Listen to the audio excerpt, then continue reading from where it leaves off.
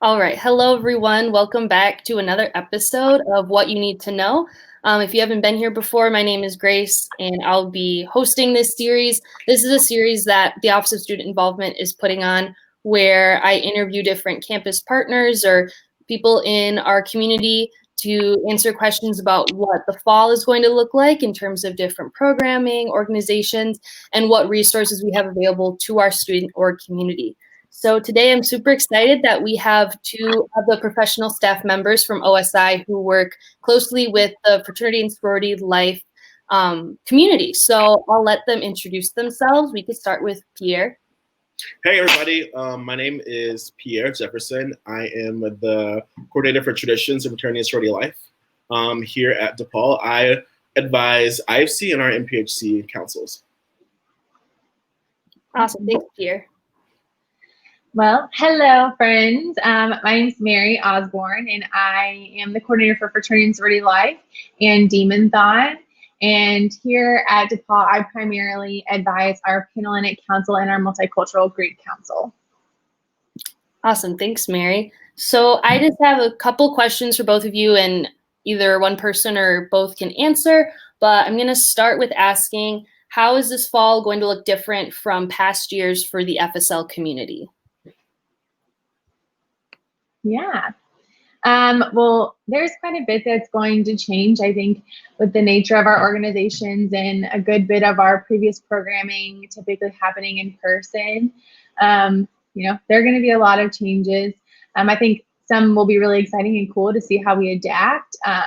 The best way really to get real-time information about what's changing and how that change impacts the fraternity and sorority community is every Thursday from 4 to 5, we host something called Coffee and Conversation. It's just a Zoom call where chapter leaders can come and find out more information, particularly around what's been released from the Office of Student Involvement for student organizations and how that impacts the fraternity and sorority community. So for example, last week we focused on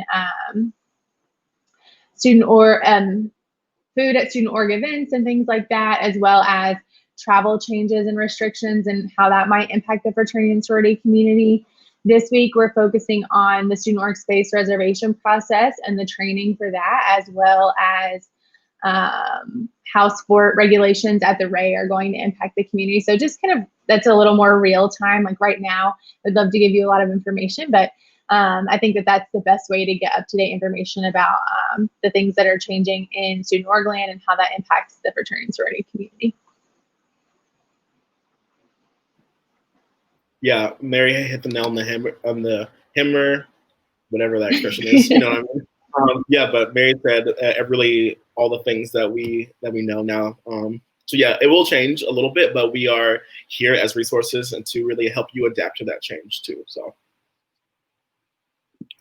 Amazing, thank you. That leads into my second question, which is what kind of resources can OSI and the FSL team give to members of the FSL community?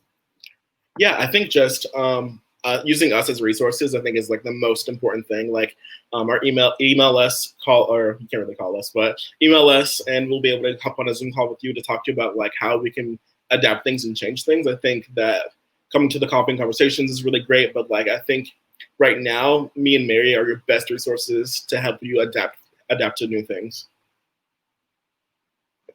Yeah, and I think part of that comes from like our connection to the resources outside of DePaul.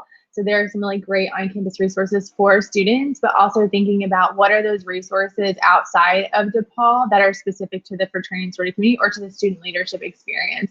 So for example, Fired Up has been having, who's a growth company for fraternities and sororities, has been having webinars and things like that to help students adapt their recruitment methods to the current climate, or Campus Speak and for College for Life and things like that have been having webinars and stuff to help student leaders figure out what it looks like to lead through this changing time, or maybe like, what does mental health look like for you? And so I think those are some really great resources that Pierre and I can connect fraternity and sorority leaders to that may not be present at DePaul. Awesome. Those are all really great to know and really great resources. So thank you so much for sharing those. My last question, just to sum it up, is what advice would you give to the FSL student leaders for planning for the fall?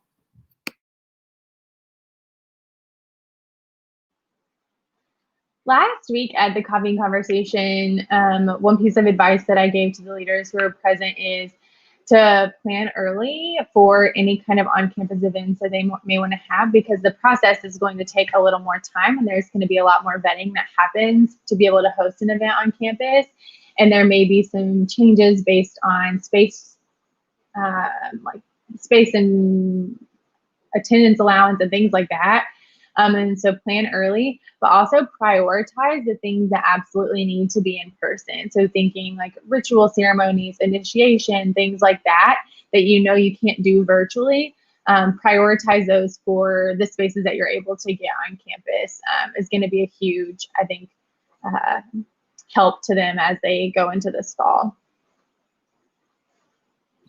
Yeah, I would think just use your resources. Use me and Mary. We are always holding space for all of our students in our community. So if you ever have a question, an issue, like feel free to reach out to us. We're more than willing to help you work through kind of whatever issue or conversation that you have that you need to have with us. So use us.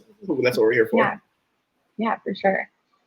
And I think the last thing that I just, and maybe it's not advice, but maybe it's a validation that like, this is not an easy experience to lead through. Like we know that, and I think we would be remiss and kind of naive to not acknowledge that. For you also know that we know when we see that. So when you come to us to talk about, you know, the challenges your chapters are facing, like that's okay. We recognize that this is a difficult time, and that's what we're here for. We're here to help and support you, and sometimes to validate the icky parts or the not so fun parts, but also help uplift you and let you see like the good that can come out of some of these a little more challenging experiences. Yeah, and I'd say it's temporary. It won't last forever. So like this is a very like temporary change. So we're here to help you and guide you through whatever you really need. So